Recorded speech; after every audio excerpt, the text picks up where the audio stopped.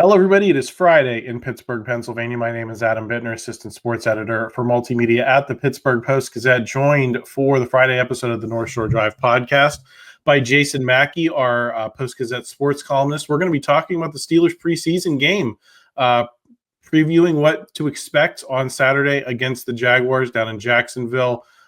Jason, there are a lot of names not playing. We're going to talk about that. We're going to talk about the guys who are going to play in that game and what we can learn about them. Before we do, we just want to thank our sponsor for this episode of the podcast. It's Edgar Snyder Associates. Law firms come and go, but what law firm has been here in Western PA fighting for injury victims for more than 40 years? It's Edgar Snyder Associates. What firm has a staff of over 130 people who live and work here? It's Edgar Snyder Associates. Law firms come and go, but Edgar Snyder is a name you can always trust. So remember, there's never a fee unless they get money for you. If you've been hurt in an accident, call them at 1-800-94-EDGAR or visit edgarsnyder.com. They're available 24/7. Jason, we got the list of names of guys who are not going to play in this preseason game for the Steelers, the preseason opener. Some of them are surprising. Some of them maybe are not. Well, I'm just going to run down the list and ask you which ones you would have liked to see tomorrow, and I guess a realistic sense. Of course, we all want to see the first-team offense doing things, but that was never going to be in the cards. But I guess on an individual level, who would you have liked to see that maybe there was a reasonable chance that they could have played? The list is Aaron Rodgers, Jalen Warren, DK Metcalf, Jonnu Smith, Pat Freiermuth, Isaac Seumalo, Cam Heyward, TJ Watt, Nick Herbig, Patrick Queen, Darius Slay, Joey Porter Jr., Jalen Ramsey, Deshaun Elliott, and Chris Boswell. Basically the entire team, Adam. Basically the entire team is who's not playing. I guess the ones that I would want to see are probably the, I think, unique pivot points of this team. Jonnu Smith, Pat Freiermuth, Jalen Ramsey, Darius Slay, Joey Porter Jr. I have a pretty good idea what Aaron Rodgers is going to be. I'm not going to learn any more through one preseason game, but I think there's something to be gleaned from game action with Jonnu Smith and Pat Freiermuth, like how that balance works defensively, what they do with Jalen Ramsey. But at the same time, like Jalen Ramsey hasn't practiced. They're not going to show me anything in a preseason game. So I'm trying to answer the question. If I'm going to be a smart aleck and give my true opinion, like I don't care what any of them look like. It's the preseason. It doesn't matter. I'm not reading too much into this. If anything, I guess I want to look at Kaleb Johnson or Roman Wilson or guys with something to prove. Any of the names you read, like they're going to be on the team. They're going to be playing sizable roles. There's some nuance there, nuance that I don't think we're going to learn in preseason. I found it a little interesting that Nick Herbig is on that veteran list of established guys, just because he's kind of a reserve in some ways when things are working.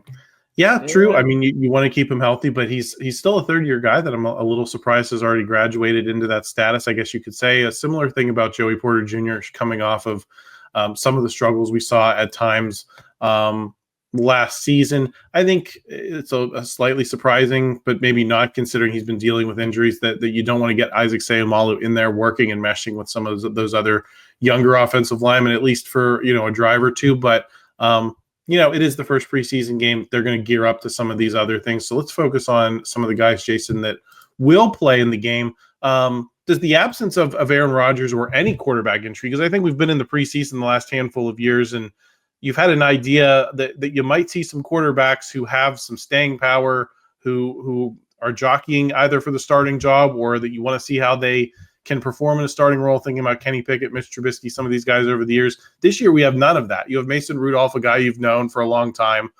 No Will Howard. You're going to have Skylar Thompson. So not a lot of intrigue at quarterback at all in this game.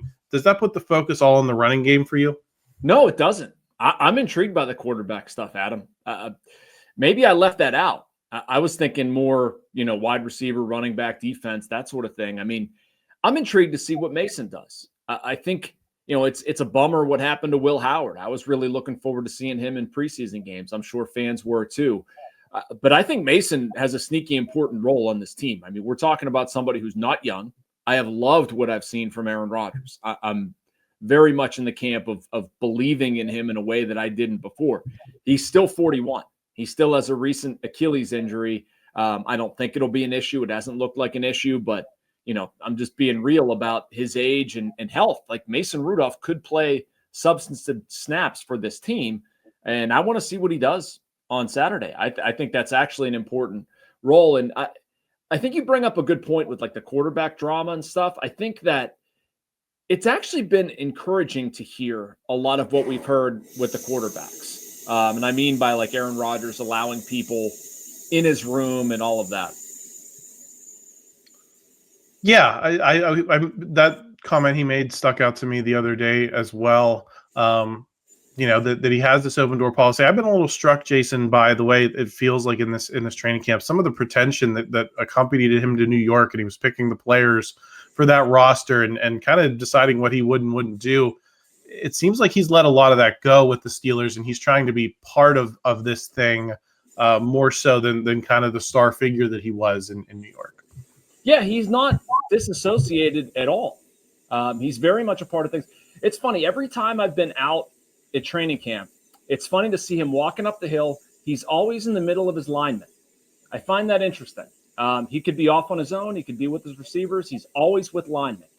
The number of active conversations Aaron Rodgers has with Arthur Smith, with other quarterbacks, with wide receivers, it's a lot. He's talking about guys coming in and out of his room, talking about giving him feedback in the offense. Like, I guess I wasn't expecting this level of it. I mean, he was talking the other day about Arthur Smith allowing him to sort of coach people up and go through film and provide live corrections. Like, I like that so much. And maybe I should have considered that more, but I wasn't. And it's been neat to see a different level of Aaron Rodgers, like this reputation that he can be a loner or a weirdo or something like that. Like, I don't know. If I thought that, I was wrong. If people on the outside thought that, I think they were wrong. It's been a pleasant surprise. Jason, you said you're intrigued by the passing game maybe more than the running game. I think that's probably different than some people. I think I probably would count myself in that category. I want to see if these guys can run block. I want to see what Kaleb Johnson can do. But if we're going to talk about the passing game a little bit more, what are your expectations for Roman Wilson in this game? Because I think he's a real pivot point with Calvin Austin dealing with something, with no DK Metcalf. Ostensibly, he's the number one guy. Do you want him to go act like it in a preseason game like this? Yeah, I do. And I want to see a lot of the work that's been put in. I mean, one day I was out there, Roman Wilson was struggling. The other day it was his best practice so far in Latrobe. And I think he's really worked hard to become that guy.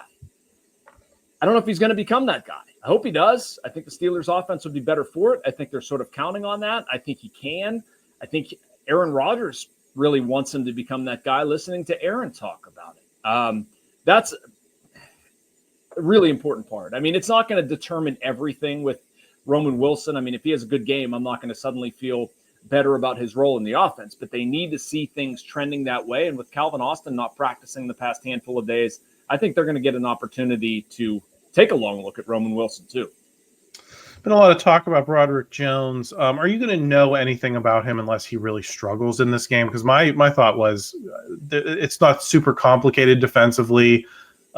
He should be able to handle this, and I'm not going to overreact to that and say, oh, man, Broderick Jones has figured it out. The offensive line's putting it together. But if he doesn't look good, then I think that can become a bit of a red flag. Yeah, I agree. And it's been choppy so far for him in training camp. I'm going to need to see more than one game from Broderick Jones. And to be fair, Adam, I'm not going to bury him if he plays poorly this weekend either. I mean, it's still one game. But, yes, if he has a strong game, I'm not going to go ahead and say the world's problems have been fixed.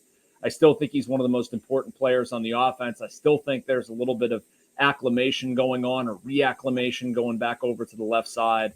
So I want to continue to see a strong performance out of him. It's been trending that way in camp. I like his body size. I like his mobility. He does look more comfortable, but I want to see it in a real game. And again, I want to temper this too. Like, what are they seeing scheme-wise? What are they seeing pass rush, pressure-wise? Like, this isn't live bullets, so to speak. And, so I want to see Broderick Jones hold his own, but he just needs to keep building in camp. Jason, this is going to be the Steelers' debut for a lot of the rookies. They've not seemed to handle this group with the kid gloves that we've seen Mike Tomlin handle previous rookie classes with.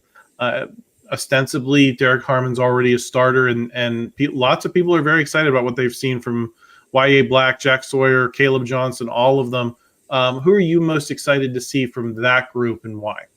Kaleb Johnson. I almost said Caleb Sawyer because it's close for me. Kaleb Johnson. With no Jalen Warren, Kenny Gainwell is going to play some. I mean, we're going to see a lot of Kaleb Johnson. We're going to see a lot of his fit in the offense.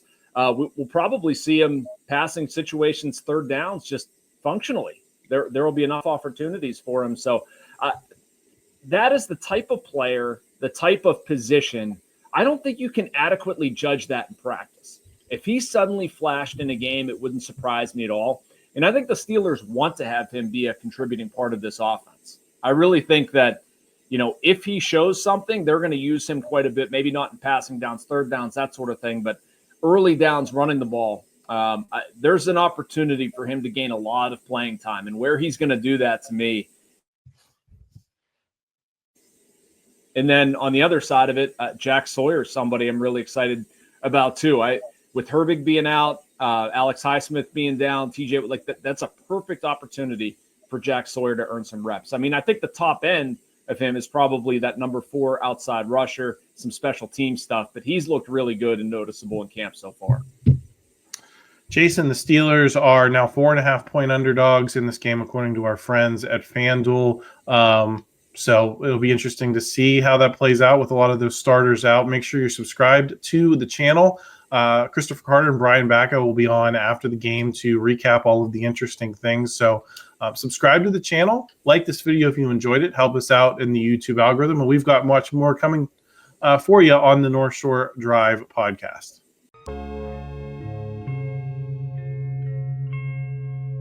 Thank you for checking out this content from Post-Gazette Sports. If you watch this video on YouTube, please like the video and subscribe to our channel.